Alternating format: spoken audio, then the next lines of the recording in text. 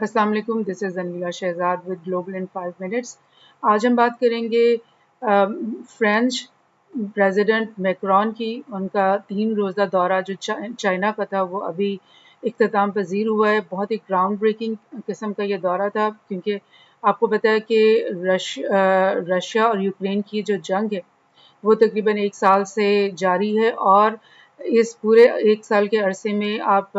U S کو لے لیجئے، نیٹو کو لے لیجئے، یورپین یونین کو لے لیجئے، اور یہ تمام دیگر جو ممالک ہیں یورپ کے، انہوں نے اس پورے سال میں ایک محاذ آرائی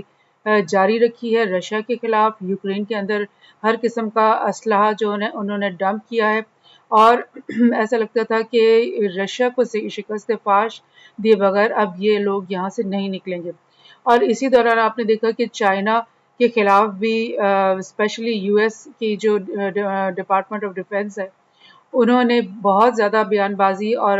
کیے رکھی ہے، اور ہر طرح سے الائنسز مضبوط کر رہے تھے چائنا کے خلاف۔ اور تائیوان کے اور چائنا کے بیچ میں جو کانفلکٹ متوقع تھا اس کو ہائی لائٹ کرتے رہے یہ بہت زیادہ، اور بار بار یہ کہتے رہے کہ جی ابھی کچھ دنوں میں چائنا جو ہے وہ تائیوان پہ قبضہ ہو جائے گا، اور ہم سب جو ہے وہ تائیوان کے حق میں اس جنگ کے اندر کود پڑیں گے۔ تو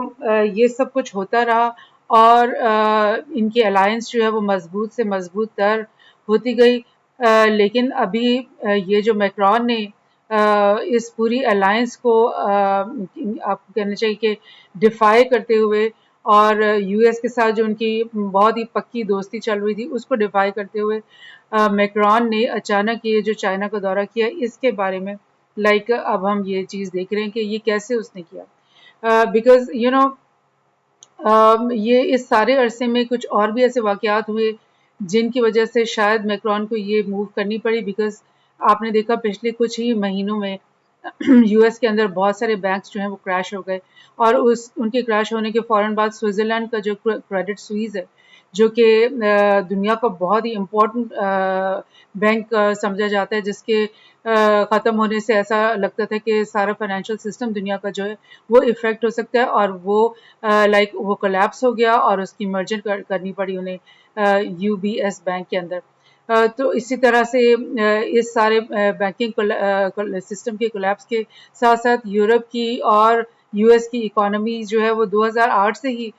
ڈاؤن فال کا شکار ہے، اور پوری دنیا کی اکانومیز پہ بھی اس کا اثر تو ہوا ہے۔ انفلیشن ہر جگہ ہائی ہوئی ہے، لیکن جو یورپ کے ممالک ہیں اور یو ایس، ان کے اندر یہ جو اکنامک کرائسس ہے یہ کم ہونے کے بجائے ایسا لگتا ہے یہ زیادہ شدید سے شدید ہوتا جا رہا ہے، اور شاید یورپ اب اس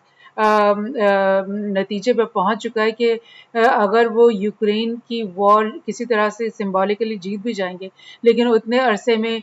وہ ان کی اکانومی اتنی ٹوٹ جائے گی، اتنی خراب ہو جائے گی کہ وہ پریکٹیکلی یعنی ہر طرح سے ہار ہی جائیں گے۔ تو لہٰذا میکرون نے یہ عقل مندی کی ہے، آپ سمجھ لو کہ اس نے بولا ہے کہ ہم جو ہے وہ چائنا کے ساتھ جو ہے مزید پنگے بازی اور لڑائی اب ہم نہیں کرنا چاہتے، اور اس نے یہ بولا ہے کہ اس وزٹ میں اس نے یہ بولا ہے کہ Europe must not be followers of U S اور چائنا آن تائیوان کے ایشو میں ہم یورپ کے دیگر جو ممالک ہیں، یا Europe as a whole, European Union as a whole, ہمیں نہ یو ایس کے کیمپ کا حصہ بننا چاہیے، نہ ہمیں چائنا کے کیمپ کا حصہ بننا چاہیے، بیکاز اس دونوں صورت میں کیا ہوگا، اس دونوں صورت میں یہ ہوگا کہ ہم ایک ایسے رسک کے اندر پھنس جائیں گے جو کہ کرائسس دیٹ آرنٹ آورز، ایسے کرائسس کے اندر ہم پھنس جائیں گے جو کہ ہمارے کرائسس نہیں ہے۔ یعنی تائیوان کا جو ایشو ہے یا وہ جو جنگ ہے وہ تو ایک بہت دور ہے، یعنی ہم سے چائنا کے کیا کا وہ ایشو ہے، لیکن ہمارا تو وہ ایشو نہیں ہے، تو ہم خام خواہ میں کیوں کسی اور ملک کے ایشو اور جنگ میں جو ہے کود پڑے، اس طرح کا ہمیں نہیں کرنا چاہیے۔ اس کا کہ چاہے یوکرین کا حصہ کا ایشو ہو، چاہے چائنا کا ایشو ہو، یا سینکشنز کی بات ہو، یورپین یونین جو ہے یا یورپ جو ہے اس کی اپنی ایک انڈیپینڈنٹ اسٹریٹجی ہونی چاہیے، اس کا یہ نہیں ہونا چاہیے کہ وہ کسی کے پیچھے لگ جائے، یعنی بلاک ورسز بلاک، یہ جو اس نے بولا ہے بلاک ورسز بلاک لاجک کے اندر اس کو اب نہیں پڑھنا ہے۔ تو لہٰذا اس کے جو تعلقات ہوں گے چین کے ساتھ وہ ایک انڈیپینڈنٹ کنٹری کے تعلقات ہوں گے، نہ یہ کہ ایک نیٹو کے بلاک کے تعلقات یا یورپین یونین کے. تو اس چیز کو یعنی یہ ساری جو اسٹریٹجی جو 1 سال سے چل رہی تھی اور یونینائزیشن ہو رہی تھی ان کے بیچ میں، اس سب کو ڈیفائی کرتے ہوئے میکرون نے یہ دورہ کیا ہے. اور آپ کو پتہ ہے کہ ابھی نیٹو تو بہت زیادہ سیلیبریشنز کر رہا تھا. 2-3 دن پہلے کی یہ بات ہے کہ فن لینڈ جو ہے وہ شامل ہو گیا تھا نیٹو میں، اور انہوں نے بڑا سیلیبریٹ کیا کہ جی ہم نیٹو تو بہت زیادہ اسٹرانگ ہو گیا ہے اور سارا کچھ. لیکن نیٹو کا جو کلیدی اور بہت ہی اسٹرانگ پارٹنر تھا فرانس، اس نے ہی اس کے بیچ میں سے نکل کے ان کی پالیسیز کو ڈیفائی کرتے ہوئے یہ جو چائنا کا دورہ کیا ہے، اس سے آپ کو کیا لگ رہا ہے کہ نیٹو اسٹرینتھن ہو رہا ہے یا بہت ہی کمزور ہو جائے گا اس کی وجہ سے؟ تو بہرحال میکرون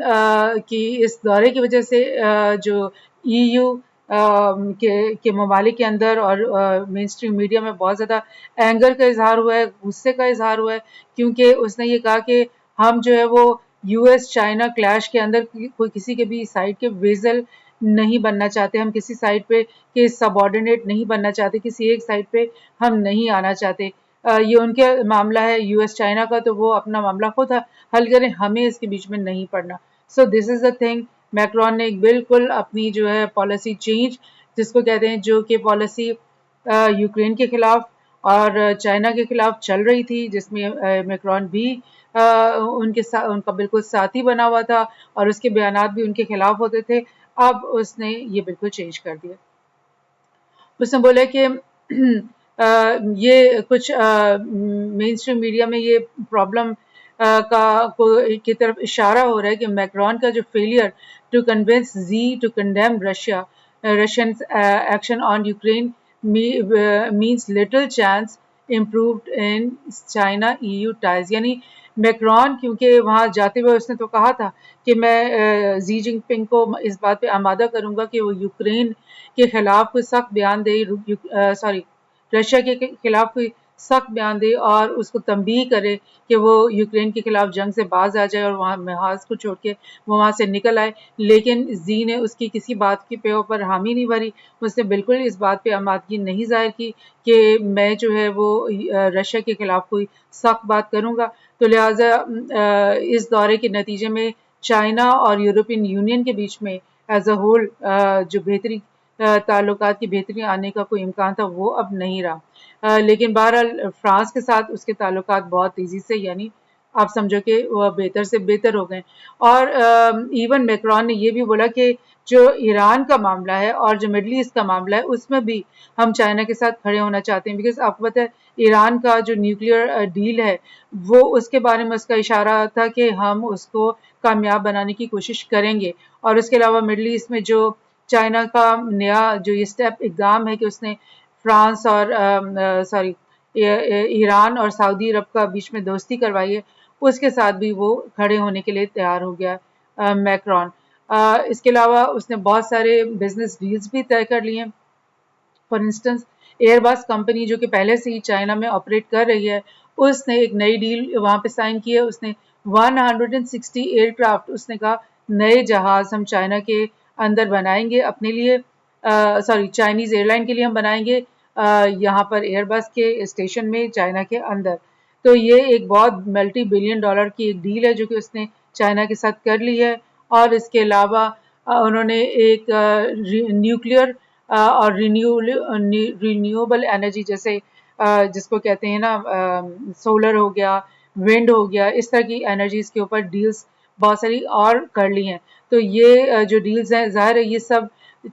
یو ایس کی جو بائیڈن کی جو اور ٹرمپ کی جو ٹریڈ وار تھی چائنا کے خلاف، جس میں وہ بہت زیادہ سینکشنز لگا رہے تھے چائنا پہ اور بالکل اس کو آئسولیٹ کرنے کی کوشش اور چائنا کے ساتھ بالکل کسی قسم کی کوئی تعلقات رکھنا یا کوئی ٹریڈ کرنے کے لیے سب کو منع کر رہے تھے اور